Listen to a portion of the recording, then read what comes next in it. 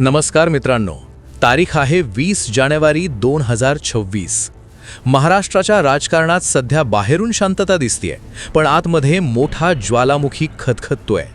नुकतेच 15 जानेवारीला झालेले महानगरपालिका निवडणुकीचे निकाल लागले आणि त्यानंतर एका प्रश्नाने जोर धरलाय, महायुती आतून तुटतीये का?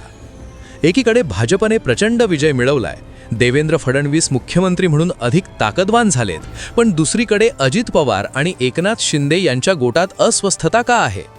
पुण्यातील फ्रेंडली फाईटचा प्रयोग फसला का? आणि अजितदादांनी कॅबिनेट मीटिंगला दांडी का मारली? आजच्या व्हिडिओमध्ये आपण या सगळ्याचा इनसाइड ट्रॅक समजून घेणार आहोत। जर तुम्ही महाराष्ट्राच्या राजकारणावर लक्ष ठेवून असाल तर हा व्हिडिओ शेवटपर्यंत नक्की बघा। सर्वात आधी बघूया नेमकं घडलं काय। 15 जानेवारी 2026ला राज्यातील 29 महानगरपालिकांसाठी मतदान झालं आणि 16-17 तारखेला जे निकाल आले त्यांनी सगळ्यांनाच धक्का दिला। भाजपने 29 पैकी तब्बल 25 महानगरपालिकांमध्ये सत्ता स्थापन करण्याइतपत बहुमत मिळवलं आहे। मुंबईतही महायुतीला स्पष्ट बहुमत मिळालंय, पण इथेच खरी मेख आहे।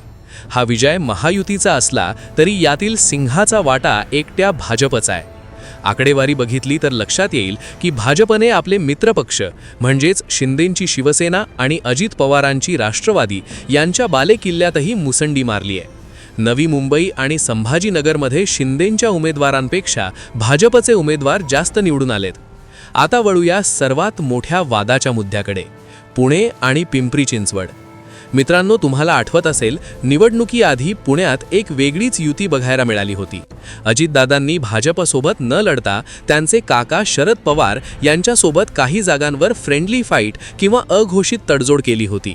भाजपला शह देण्यासाठी हा अजितदादांचा पुणे पॅटर्न होता, पण निकाल काय लागला? पुणेकरांनी हा पॅटर्न साफ नाकारला। भाजपने पुण्यात आणि पिंपरी चिंचवडमध्ये एक हाती सत्ता मिळवली आहे। खुद्द देवेंद्र फडणवीसांनी एका मुलाखतीत टोला लगावला की पुण्याचे दादा आता जनताच आहे, आम्ही फक्त सेवक आहोत। याचा अर्थ स्पष्ट आहे, अजित पवारांनी भाजपला अंगावर घेण्याचा प्रयत्न केला, पण त्यात ते स्वतःच कमकुवत झाले। यामुळेच कालच्या कॅबिनेट बैठकीला अजित पवारांनी दांडी मारल्याची चर्चा आहे। जरी फडणवीसांनी मला आधीच सांगितलं होतं असं म्हणून सारवासारव केली असली तरी नाराजी लपून राहिलेली नाही। दुसरीकडे मुख्यमंत्री एकनाथ शिंदेंची अवस्था इकडे आड तिकडे विहीर अशी झाली आहे। 2024च्या विधानसभा निवडणुकीनंतर देवेंद्र फडणवीस मुख्यमंत्री झाले आणि शिंदे उपमुख्यमंत्री झाले तेव्हापासूनच त्यांच्या गोटात अस्वस्थता होती। आता मुंबई महानगरपालिकेत भाजपने 89 जागा जिंकल्यात तर शिंदेंच्या शिवसेनेला फक्त 29 जागा मिळाल्यात। तरीही युतीत सन्मान राखला जावा म्हणून शिंदे गट आता मुंबईच्या महापौरपदाची मागणी करतोय। भाजप इतक्या मोठ्या विजयानंतर महापौरपद सोडेल का, हे शक्य वाटत नाही। आणि जर भाजपने महापौरपद स्वतःकडे ठेवलं तर शिंदे गटाला मुंबईत आपली ताकद टिकवणं कठीण जाईल। त्यामुळेच आतल्या गोटात धुसफूस सुरू आहे। मग आता मूळ प्रश्न, महायुती तुटणार का? याचं उत्तर हो आणि नाही दोन्ही आहे। नाही, कारण सत्तेचं गणित अजूनही भाजपच्या बाजूने आहे आणि शिंदे किंवा अजित पवार या क्षणी सत्तेतून बाहेर पडणं परवडणारं नाही। हो, कारण मानसिकरित्या ही युती आता कमकुवत झाली आहे। एक, विश्वासार्हता कमी झाली आहे। पुण्यात अजित पवारांनी वेगळी चूल मांडली, यावरून भाजपचा त्यांच्यावरचा विश्वास उडालाय। 2, भाजपचा आक्रमक विस्तार। आम्ही सोबत आहोत असं म्हणत भाजपने मित्रपक्षांची स्पेस खाऊन टाकली आहे। 3, नेतृत्व बदल। देवेंद्र फडणवीस आता 2019 पेक्षा जास्त पॉवरफुल आहेत। ते आता तडजोड करण्याच्या मूडमध्ये दिसत नाहीत।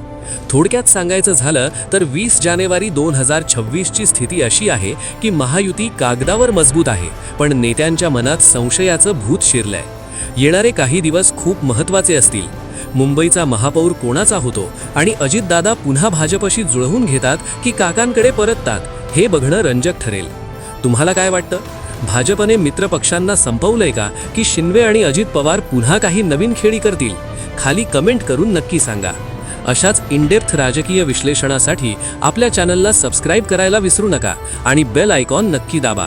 भेटूया पुढच्या व्हिडिओमध्ये। तोपर्यंत जय हिंद, जय महाराष्ट्र।